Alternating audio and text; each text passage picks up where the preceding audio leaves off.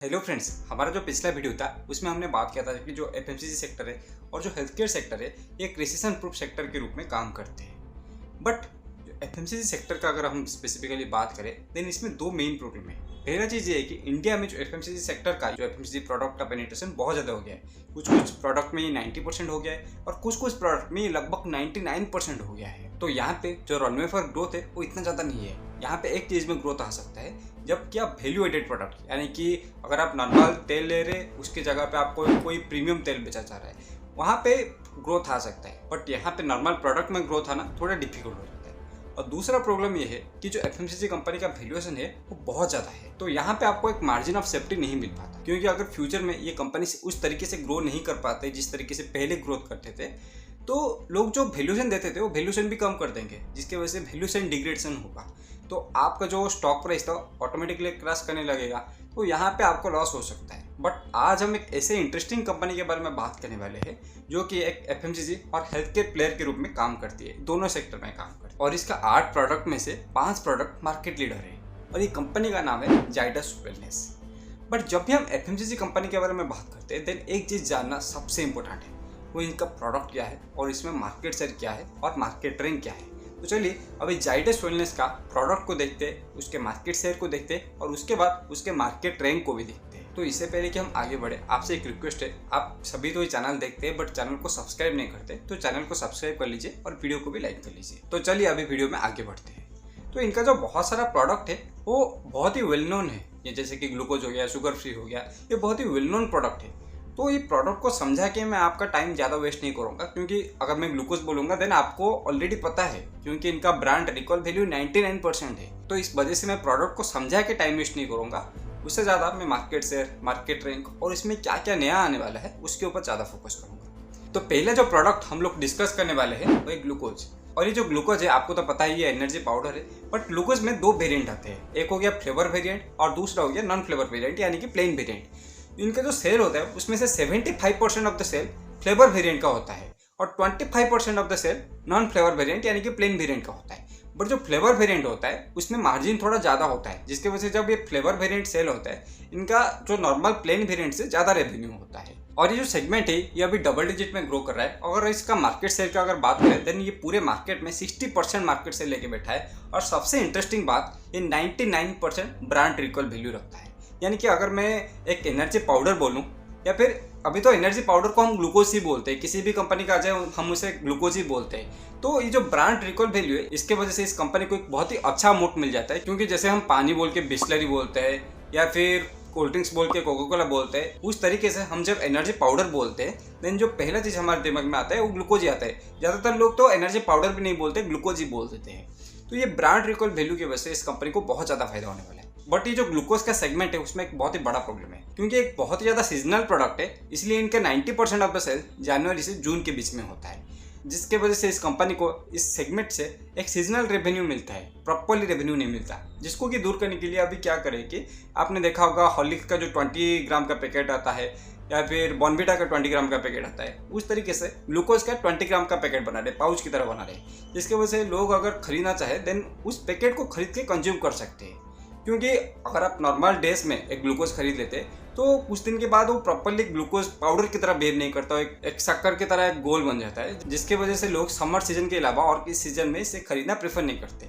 But जब ये 20 ग्राम का पैकेट आ जाएगा उसके वजह से इनका सेल नॉन सीजनल सीजन में भी बहुत ही अच्छी तरीके से इंप्रूव कर सकता है। अभी अगर दूसरे प्रोडक्ट का बात करें देन कॉम्प्लेन। तो कॉम्प्लेन जैसे कि आप सभी लोग जानते हैं कि हेल्दी फूड ड्रिंक, और ये जो कॉम्प्लेन है ये पहले इनका ब्रांड नहीं हुआ करता था, ये हाइंस इंडिया का ब्रांड था। बट जनवरी 2019 में इन्होंने हाइंस इंडिया को एक्वायर कर लिया 4600 करोड़ में। उसके बाद कॉम्प्लेन और नाइसिल जो कि हम आगे बात करने वाले हैं वो इनका प्रोडक्ट बन गया। बट ये जो कॉम्प्लेन है इसका मार्केट शेयर इतना ज़्यादा नहीं, क्योंकि इसका पहले मार्केट शेयर था 5.5%, बट अभी इसका मार्केट शेयर रिड्यूस होकर हो चुका है 4.8%।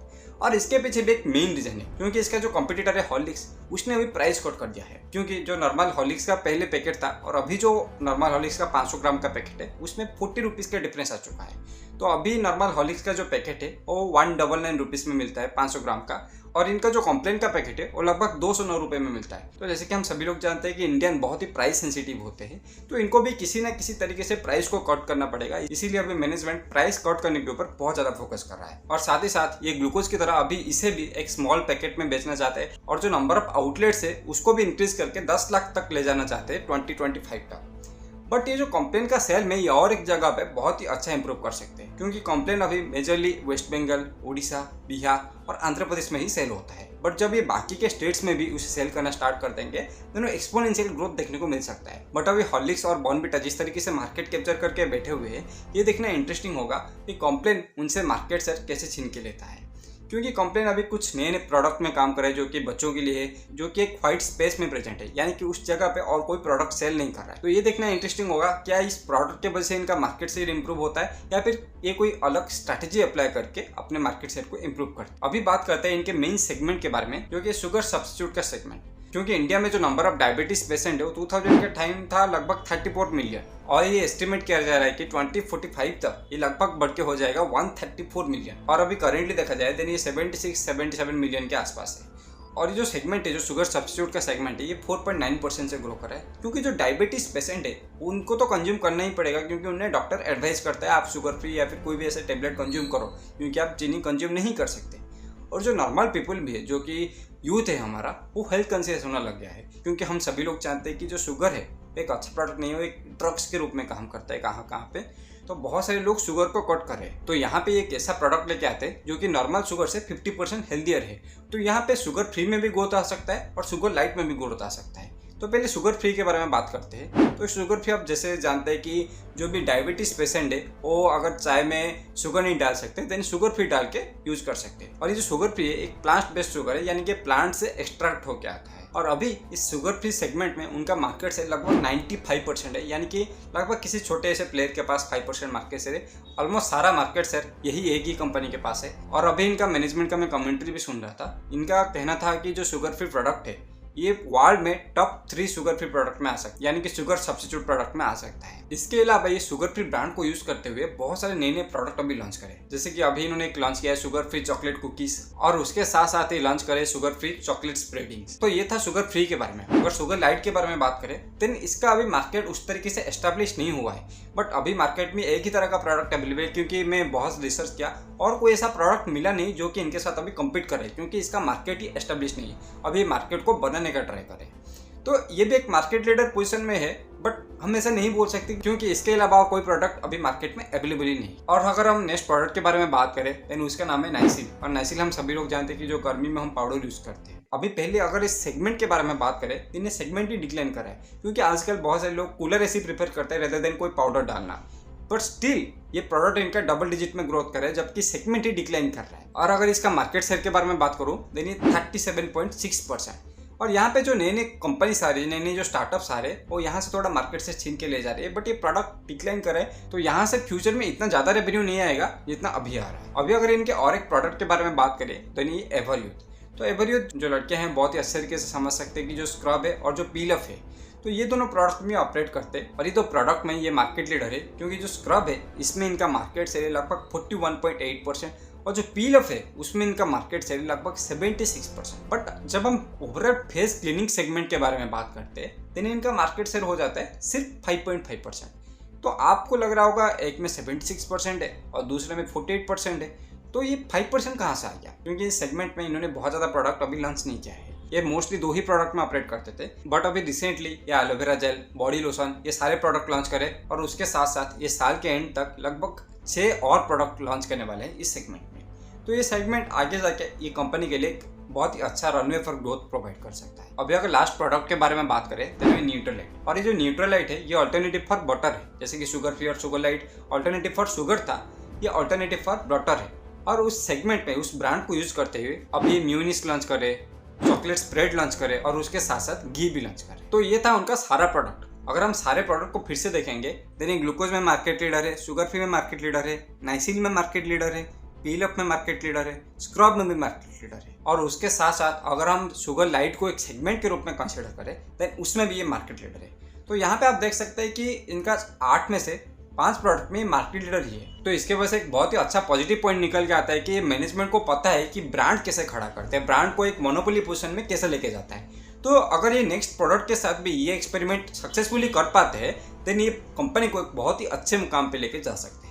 और उसके साथ साथ ये जो प्रोडक्ट है इनका शुगर लाइट हो गया, शुगर फ्री हो गया, या फिर जो बाकी के प्रोडक्ट है इनका पेनिट्रेशन इतना ज़्यादा नहीं है। तो यहाँ पे अगर पेनिट्रेशन ज़्यादा होता है तो वहाँ पे भी ग्रोथ आ सकता है। उसके साथ साथ अभी ये रिटेल में भी ज़्यादा फोकस करना चाहते हैं। तो अगर रिटेल सेल इनके रेवेन्यू में लगभग 25% भी कंट्रीब्यूट कर देता है देन इनका ग्रोथ बहुत ही अच्छी तरीके से हो सकता है। अगर एक्सपोर्ट का बात करें देन ये कंपनी अभी 25 कंट्रीज में अपना प्रोडक्ट को एक्सपोर्ट कर रही है। बट यहाँ पे एक प्रॉब्लम है, ये शुगर फ्री और कॉम्प्लेन मिला के इनका 90% ऑफ द एक्सपोर्ट वैल्यू ले जाते हैं। तो बाकी सारे प्रोडक्ट भी जब ये कंपनी एक्सपोर्ट करना स्टार्ट कर जाएगा देन ये शुगर फ्री और कॉम्प्लेन का कंसेंट्रेशन थोड़ा कम हो जाएगा और उसके साथ साथ एक्सपोर्ट से ज़्यादा रेवेन्यू आना स्टार्ट हो जाएगा। तो ये था कंपनी के पास क्या क्या अपॉर्चुनिटी है और कंपनी किस तरीके से ग्रोथ करना चाहती है। तो चलिए अभी इस कंपनी के कुछ रिस्क के बारे में भी डिस्कस कर लेते हैं। तो पहला रिस्क ये है कि जो इनका जो रॉ मटेरियल हो गया जैसे कि मिल्क हो गया या फिर पाम ऑयल हो गया, उसका अगर रेट इंक्रीज कर जाता है देन इनके ग्रॉस मार्जिन पे इफेक्ट आना स्टार्ट हो जाएगा, जो कि अभी करेंटली हो रहा है। और अगर दूसरे रिस्क के बारे में बात करें देन ये कंपनी 2024 तक टैक्स फ्री है, पर 2024 के बाद इस कंपनी को टैक्स देना पड़ सकता है, जिसके वजह से इनका जो कैश फ्लो था वो इफेक्ट कर सकता है और ये अपने प्लांट में इतना ज़्यादा इन्वेस्टमेंट नहीं कर सकते जितना अभी कर रहे हैं। तीसरा जो पॉइंट है वो एक कॉम्प्लेन को स्केल करना, क्योंकि कॉम्प्लेन इनके रेवेन्यू में बहुत ही अच्छा कंट्रीब्यूशन दे सकता है। ये एक बहुत ही बड़ा मार्केट है बट ये अभी मार्केट से लूज कर रहे हैं। तो इनका अगर जो टर्न अराउंड स्ट्रैटेजी है, जो नए नए प्रोडक्ट का लॉन्च का स्ट्रैटेजी वो अच्छी तरह काम नहीं करता तो मार्केट से और भी ज़्यादा लूज कर सकते हैं और इसके वजह से इनका जो एक्विजिशन था, जो हैंस इंडिया का एक्विजिशन था, वो फेल हो सकता है, क्योंकि कंप्लेन उसी से ही आया और नाइसिल का तो प्रोडक्ट कैटेगरी ही डाउन जा रहा है। तो अगर आप कंप्लेन को टर्न अराउंड नहीं कर सकते, नाइसिल को ग्रो नहीं कर सकते, तो हैंस का एक्विजिशन का कोई मीनिंग ही नहीं बनता। और लास्ट तो पॉइंट ये है कि इनका जो नए नए प्रोडक्ट लॉन्च करे, अगर प्रोडक्ट लॉन्च उतना ज़्यादा सक्सेसफुल नहीं होता, प्रोडक्ट लॉन्च ही फेलियर हो जाता है, देन इनको एक हिट मिल सकता है। और लास्ट पॉइंट ये कि इनके जो प्रोमोटर्स है अपने स्टेक को सेल कर रहे थे, बट अभी रिसेंटली देखा गया है कि पिछले कुछ क्वार्टर में ये अपने स्टेक को फिर से इंप्रूव करना स्टार्ट कर दिए। तो ये था इस कंपनी के बारे में पूरा एनालिसिस। अभी चलते हैं हमारे स्पेशल सेगमेंट का, जहां पे आपको 90 सेकंड के अंदर में पूरी चीज को समझाने का ट्राई करूंगा। ये कोई बाय या सेल रिकमेंडेशन नहीं है, मैं बस आपके अंडरस्टैंडिंग के लिए चीजों को सिंप्लीफाई करना चाहता हूँ। तो ये कंपनी एफएमसीजी सेक्टर में एक नीश मार्केट में ऑपरेट करती है और इनके प्रोडक्ट का जो पेनिट्रेशन है वो नॉर्मल एफएमसीजी के पेनिट्रेशन से बहुत ज्यादा कम है, जिसके वजह से इनके पास हाई रनवे फॉर ग्रोथ है। उसके अलावा इनके 8 प्रोडक्ट में से 5 प्रोडक्ट तो मार्केट लीडर है। उसके साथ साथ ये इंटरनेशनल एक्सपेंशन कर रहे, रिटेल सेगमेंट में ग्रो करने का ट्राई कर रहे और नए नए प्रोडक्ट भी लॉन्च कर रहे, जिसकी वजह से इस कंपनी में ग्रोथ आ सकता है। और सबसे इंटरेस्टिंग फैक्टर ये है कि जितना ज़्यादा लोग हेल्थ अवेयर होते जाएंगे उतना ज़्यादा इनका जो मेन सेगमेंट है, जो कि शुगर फ्री और शुगर लाइट का सेगमेंट है, वो उतना ज़्यादा ग्रो करता जाएगा, जिसकी वजह से इस कंपनी को प्रॉफिट मार्जिन में भी इंप्रूव देखने को मिल सकता है और सेल्स में भी इंप्रूव देखने को मिल सकता है। बट यहाँ पे अगर रॉ मटेरियल का प्राइस जैसे कि पाम ऑयल हो गया या फिर मिल्क हो गया, उसका प्राइस अगर इंक्रीज कर जाता है देन ये कंपनी को शॉर्ट टर्म के लिए प्रॉब्लम देखने को मिल सकता है। तो ये था हमारा पूरा एनालिसिस जाइडस वेलनेस के बारे में। आई होप आपको ये वीडियो बहुत ही अच्छा लगा होगा। अगर आपको ये वीडियो पसंद आए देन वीडियो को लाइक कीजिए और चैनल को सब्सक्राइब कर लीजिए। तो इसी के साथ आज का एपिसोड खत्म करते हैं। धन्यवाद।